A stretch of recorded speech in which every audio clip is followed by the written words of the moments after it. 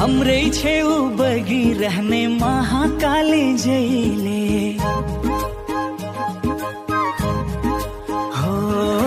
हाम्रै छेउ बगिरहने महाकाली जैले दो धारा चाँदनी मिली नगर बनवैले हाम्रो नगर हाम्रो भूमि यही हाम्रो साना सबै मिली बढाऊ नगरको पहिचान भारतसँग जोडिएको सीमारेखा बनी मलाई प्यारो लाग्छ मेरै दोधारा चाँदनी